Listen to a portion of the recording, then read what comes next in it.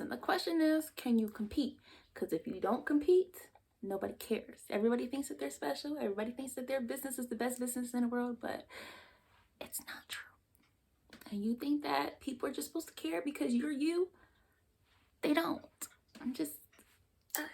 What's up, guys? Welcome and welcome back. My name is Diamond Chanel and I'm a serial entrepreneur here to teach you how to make multiple streams of income because it's all about the mo cheddar. Now, before we even get into this video, I just want to start off by saying that I'm not here to crush your dreams. I am not here to discourage you from starting your online business. I'm just here to give you some tips that I wish that I knew before I started my own boutique before closing it. And it's up to you whether you take this information or you scrap my information, but I'm just here to give you some tips and maybe an alternative business model that you can follow for the best profit. So before you get started, let me just give you a little bit of background of what even qualifies me to make this video. Well, ever since I was like in middle school, my dream to start an online business and specifically to start my own boutique, my own clothing line. And I'm sure that's how a lot of you guys are, that you have dreamed of this, dreamed of it, and now you're doing the research because that's what landed you on this video. And you're wondering, is it the right time to make that step and just to go ahead and do it? So a few years ago, mind you, this was before these Instagram boutiques have gotten to the size that they are. And I'm like, you know what? Yeah, it's time to take that step. I have researched, I've read, I've taken classes about doing online boutiques and starting a clothing brand. I've watched thousands of YouTube videos on it, so I'm ready to start. But I just wish that I would have known about alternative business models that I could have done to make myself more profitable. I also wish that I would have known a little bit more about marketing a clothing brand because that's very important. Anyway, I did all the right things. I registered my business name. I got an LLC. I got a reseller's license, all of that stuff. I went to the vendor sites, signed up for a bunch of different vendors. I looked through the clothing. I figured out what I wanted my brand to be or what I thought that I wanted it to be. And I went out and I started my business. I started ordering clothes and all this other stuff like that. Later on, I realized that it was harder than what I thought that it was. And it's not about the fact that it was hard, but it was the fact that I didn't have enough information and some of the obstacles that I would have to go through to get over it to become profitable. So I ended up closing it down and just restructuring and remodeling in my head what it was that I really wanted to do.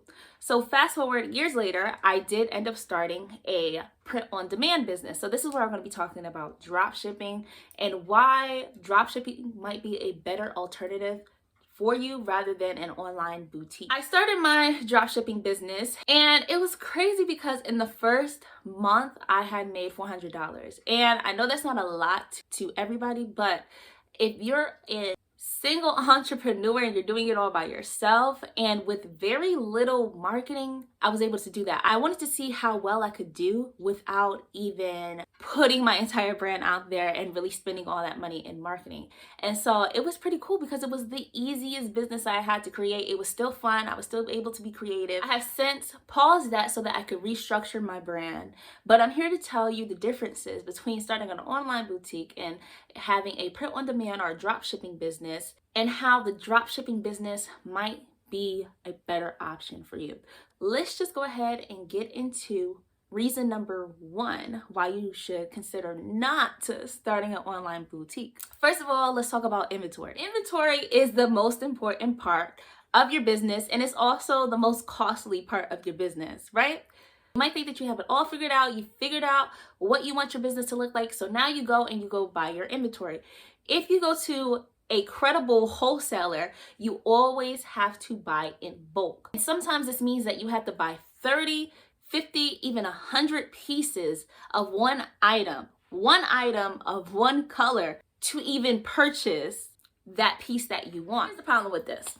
If you're anything like I was when I first started my boutique, living with family, living in your room, I don't know how big y'all's room is, but mine is not that big. And I started to run out of space with all the inventory. I was trying to find little boxes to put it in and put it in a corner. And it just got really chaotic. So that's the bad thing when you have physical inventory, when you're starting an online business, is that you have to store it somewhere. And if you're starting off with little money, You don't want to have to pay for any type of warehouse or any type of storage unit for your clothes, because that's an extra expense that you could put somewhere else, like buying more inventory. So now you have the inventory, and now you have to take pictures of the inventory.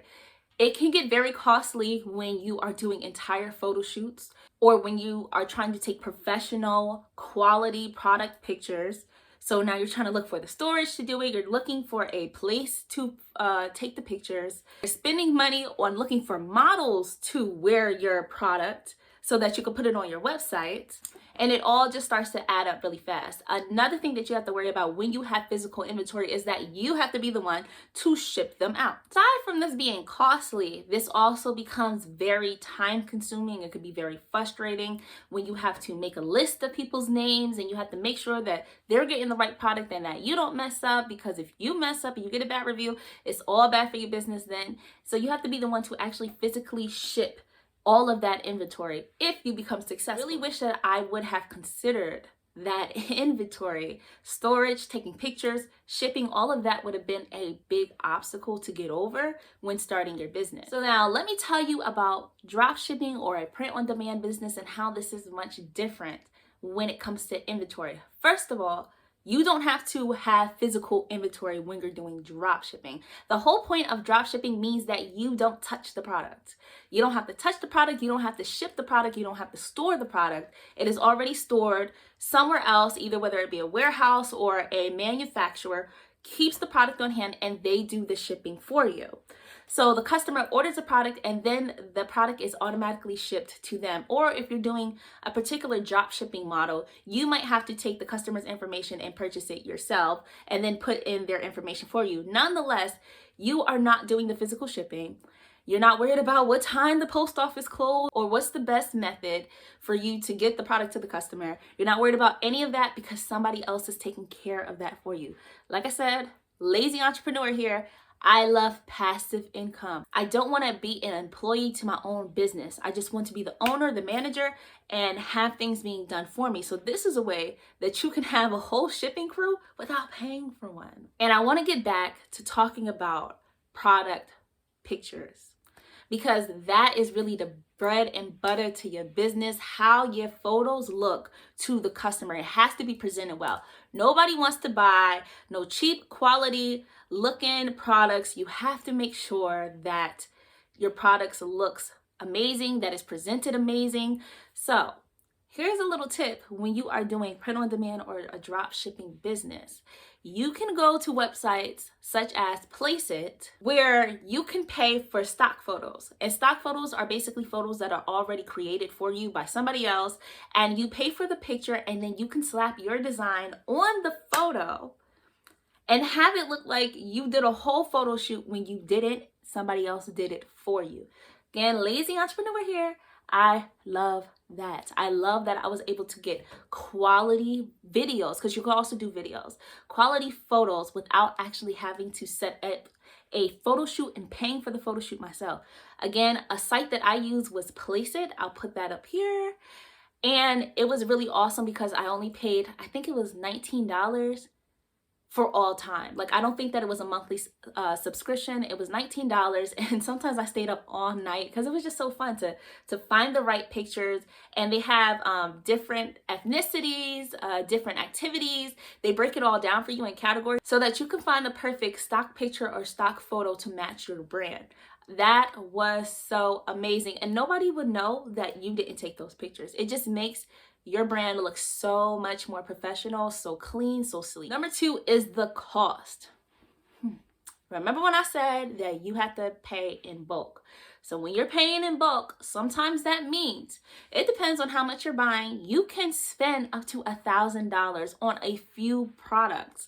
So that money starts to really add up, especially if you're coming in the game without a lot of capital. I promise you that you will not spend any less than about $500 your first order of inventory but people go up to like $5,000, $10,000 worth of inventory, just depending on how big you want your product selection to be. Then remember, before you can even get your product out there, you need to set up that wonderful photo shoot that's going to make your business look amazing and clean and professional and trustworthy. So you're paying for a photo shoot, which a photo shoot for multiple different products and multiple different people coming in and out, like the models coming in and out for that. You might be able to find free models, but if you find a free photographer, that's amazing. But one that's going to put in all of that work to make sure that your pictures look great, not so much. So you're looking at spending another $500 to $800 on a photo shoot. So at the bare minimum, with inventory plus a photo shoot, you're already up to $1,000 upfront investment. And if you're starting off with an audience that is either non-existent or that is very small, well, chances are you're either going to have to really grind and really put your time into doing free marketing, or you're going to have to do paid marketing. And paid marketing could really get extremely costly. So I promise that if you want a good business launch, then you're looking at $2,000. You're looking at a good couple of grand so that you can get your business out there and start making sales so that you can flip that and make a profit. Of course, there are other ways that you can get around this. You could take your own photos. You could try to be cheap when it comes to buying your product or buying your inventory, but that does not make for a quality business. If you want a quality business that people actually want to put their money in, then you're going to have to pay up. And so this is why the dropshipping model is so much better, because instead of paying an upfront investment, like when I started my dropshipping store, I only spent about $50 to get started. And that was because I paid for a domain name, I paid for the website, I use Shopify. I use Shopify for my print-on-demand store because they have a easy system that connects with a print-on-demand platform, and it just easily downloads those products there for you. So it's super easy, super quick to do. Let's say I paid $30 for the website per month, plus I paid $19 for the Place It site. So 30 plus 19, it's about $50. So I ended up spending about $50, and that was about it. My domain name might have been on sale, so I only spent like 99 cents to get it up through GoDaddy. Because remember, you're not paying for physical inventory, so there's no inventory cost. Here's the best part about dropshipping. You don't pay for the product until you get a sale. So let's just say that you have a t-shirt, and the t-shirt cost from the manufacturer $7. And you're going to sell the t-shirt for $14. So you're going to make 100% return on your investment.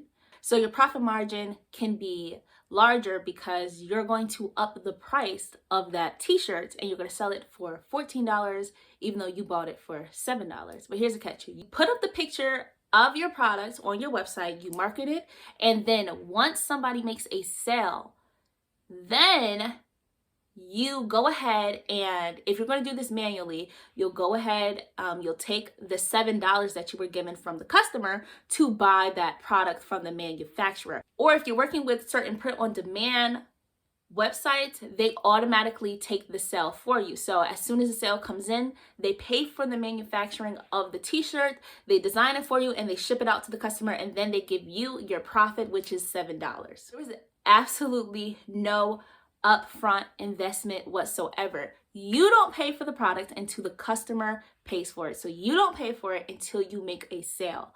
That is so different than you buying the inventory upfront, hoping and praying to God that someone's going to purchase it so that you can get your money back for that one product. You still have hundreds of other products that you haven't made a sale on, and so you are in the negatives at the moment. With a print-on-demand or a dropshipping business, you are always on top. You are always in the profit margins because you never purchase the item until you make a sale. I hope that made sense. Remember when we were talking about shipping a few minutes ago? Well, usually these manufacturers, because they have such a high amount of sales and conversions, they have certain discounts with certain shipping carriers. They're able to ship out for a discounted cost. Rather than you as an individual going to the post office, your shipping will be a little bit higher because you're just one person going to the post office. Unless you're able to work a deal out with a FedEx or a UPS, Sometimes you can work out certain discounts if you pay a subscription fee with them. But again, that's another cost that you have to pay up front. Shipping plus the product cost never hits your bank account until you make the sale, and then you already have the profit. So you're never in the negatives, you're only in the positive when it comes to your profit margins. And that's the best thing about dropshipping. That is why I love dropshipping and I love print on demand. It's just so awesome. So your risk. I'm all about taking calculated risk. If you're starting your online business without an audience, without any money, without any marketing skills, but you're paying $1,000 for inventory, that is not a calculated risk. That is extremely risky, and it's not the smartest way to go about it, because you can put up your products and nobody likes it, nobody buys it. And now say you spent $1,000 for those products, for the products alone, we're not going to talk about the photo shoot, any of that, you're still under $1,000 because nobody bought anything. Or if one person bought a product, you are still way under because you didn't realize that there was no space in the market for you, for what you're trying to sell. So now you took a huge risk. You're going to have to reassess yourself, figure out what are people buying, what are they going to like, and then go back and purchase more inventory. So you are always in the negatives until you're able to get your business up and running and be profitable. And the thing about a clothing brand is that that can take a very long time for your business to get off the ground. I know people that you see that become wildly successful in their businesses, but you have to remember that sometimes takes them 5 years of consistency and of being not profitable before they get to that point. So we try to make money the quickest way possible, okay? We trying to get profitable as soon as possible. Yes, we're gonna have to work hard in whatever we do, but it's about taking the calculated risk. So buying a bunch of inventory with no guarantee that you're gonna get any sales is not a calculated risk. So now let's talk about why that's different, again, with print on demand or with a drop shipping business. Remember, you never purchase anything until you make a sale. So if you put a product out there and it doesn't get the attention that you want, so what? You didn't lose any money. You literally took the product picture, put it up there, say it fails. Okay, fine. You just start over and you try again, and you keep putting products out there until you hit some sales or you get some attention or some engagement on your social media post that tells you people are interested. But remember, you never purchased the product in the first place, so oh well, if you fail 1,000 times, it's cool. Now, what did Leah say? Pick yourself up and try it again. So you just pick yourself up, try it again. The only risk that you took was putting yourself out there and it not working out. You only pay for the product once the sale comes in. And so that's a calculated risk, okay? So if you're not confident and you're not sure that you're going to be able to make those sales the way that you want to, then maybe buying a bunch of inventory and hoping and praying that it's going to sell is not the right way to go. Try drop shipping first, and then if you see that people love this product, then you can switch over to a physical inventory type of business. And the benefits of that might be that you're able to get some manufacturing costs cut a little bit when you do it yourself, but the upfront investment from that without having the audience or generating the sales is not worth it. For example, one of my favorite Christian clothing line businesses is God is Dope. And I believe that they started as a print on demand business at first. And once they became super popular and they started seeing that the sales were coming in, I believe that they do some physical inventory, because the cost of manufacturing the product might be lower when you do it yourself. But when you know that this is going to sell X amount, when you're able to have a demand forecast because you've been in the business, you see what the demand is, you see what people want, then that is much different. And then you can assess your cost for manufacturing the product, and then you can switch it over to doing it yourself. I want to talk about that a little bit more. So they're a t-shirt brand. I'm not sponsored by them in any shape or form. I'm just giving you guys some real life examples so that you can see what I'm talking about. Are the creative directors of their own brand, and so they do different colors and different things like that, and they have the God is Dope on it. So they're able to have their own control over their creativity, which takes me into the fourth reason why you should consider a drop shipping business over an online boutique.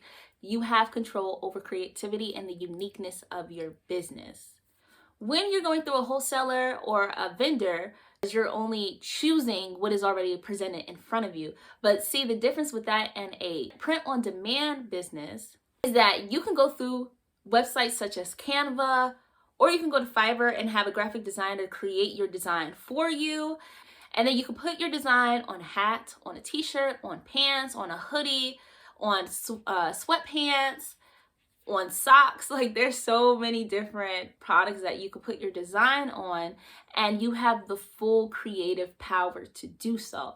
Also, it's easier to niche your business when you have control of the creativity. Many of you kind of stick with the same contemporary designs, so you have to kind of go with what's in season or what is trendy for the moment, unless you're creating your own physical products, like you're creating and sewing, designing your own inventory, which many of the times that's not the case. So if you're going through a wholesaler, you have to kind of keep up with what the trend is, and so you end up picking a product that is popular, that is in every other contemporary or fast fashion store.